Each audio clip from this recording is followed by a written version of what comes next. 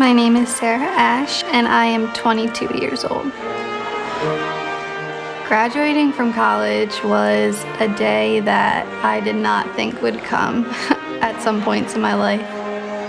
Graduates, please turn your tassels from the right to the left. Walking across that stage, it was empowering. Sarah Marie Ash. I wore my dad's watch. I knew that he was there with me every step of the way. I was able to look back on all the hardships that I had and the moments that made me think I wouldn't get there and realize, okay, Sarah, you did it. You have something to be proud of. Congratulations. It's important to keep the person that you lost by suicide a part of the milestones that you accomplish in life.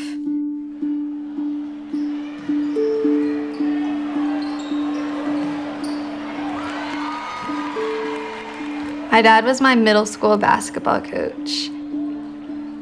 He bought all of the girls these obnoxious colored socks that we wore to games. I still have the socks.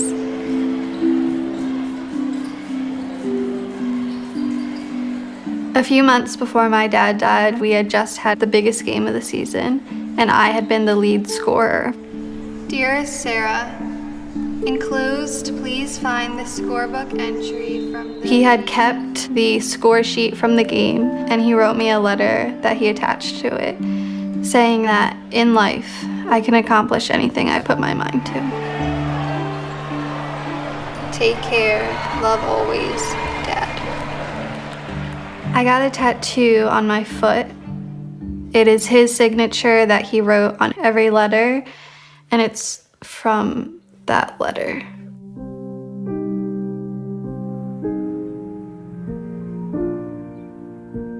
Up until age 9, I had the typical white picket fence family with my mom and my dad.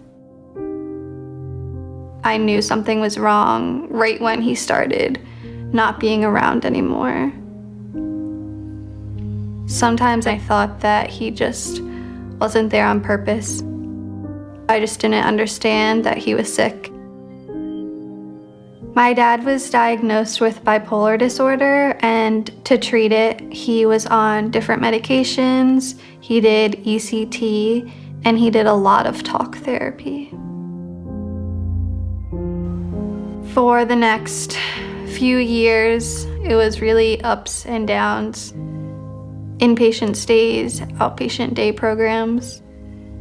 I never knew what dad I was getting. Was I gonna get my happy dad?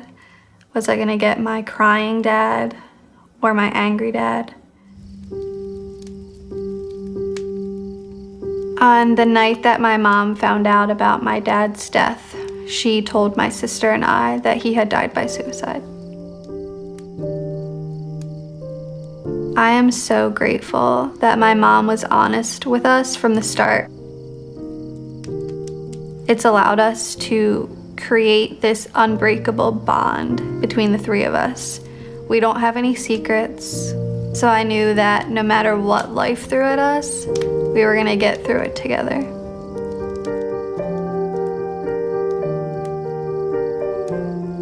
The initial feelings I had after my dad died were anger, misunderstanding, resentment, sadness, and emptiness. Something that's helped me since losing my dad has been writing notes to him, and sometimes they're feelings that I don't want to hold on to anymore. In memory of my dad. I will just write it out on the note card and then throw it in the fire. In memory of my dad. And I just see my emotions literally burning and going up to the sky. In memory of John. It just makes me find peace and hope and new life in the flames.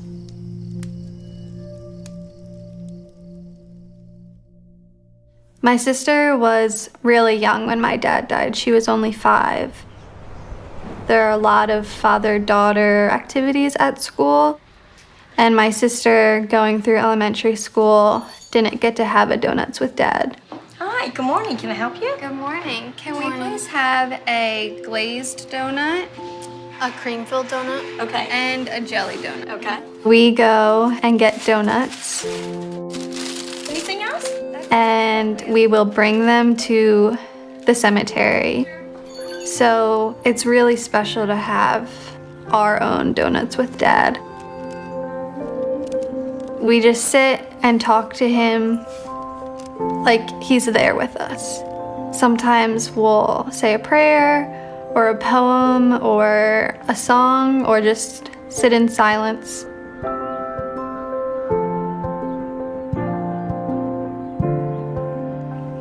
My sister is now the age that I was when my dad died. All of the milestones that she's having this year have been really hard for me because after they're all over, I won't have any more events that I can hold on to and say, well, when I was that age, Daddy did this with me.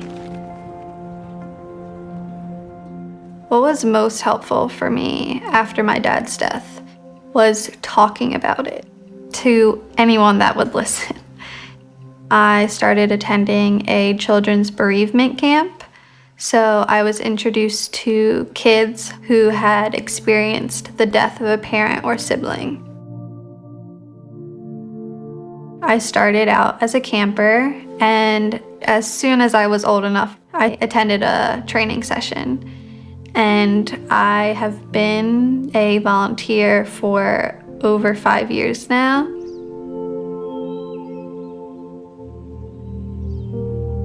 Since my dad died, I've spent a lot of time in talk therapy, talking out my emotions, experiences that I hold on to relating to my dad, and that's okay, but I need to let me live my life. I need to be happy because my dad would want me to be happy. Mindfulness to me is a way to get inside of my emotions and help me process what I'm feeling, why I'm feeling that way, and just letting myself feel those in the moment. Deep breath out. Practicing yoga is a way that I can just let them go and realize that I'm going to be okay. Breath here, out. When I breathe out, it's just this breath of relief and freeness.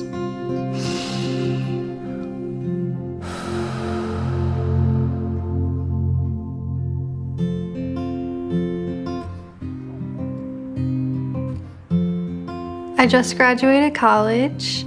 I live at home with my family. I have an internship this summer, so I'm working and hoping to just help people in whatever I do.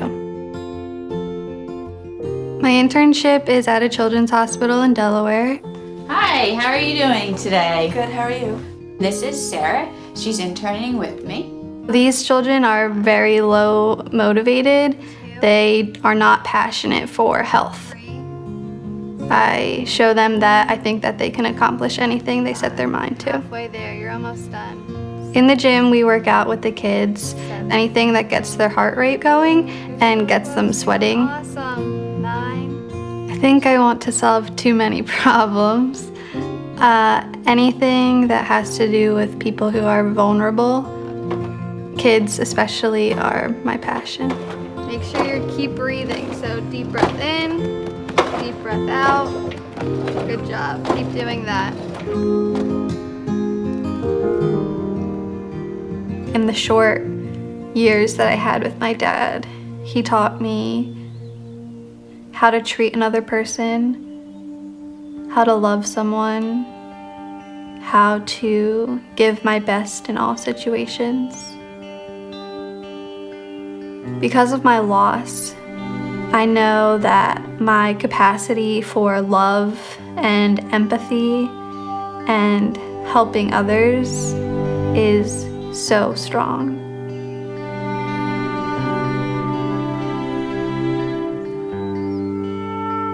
I know that I'm gonna be okay.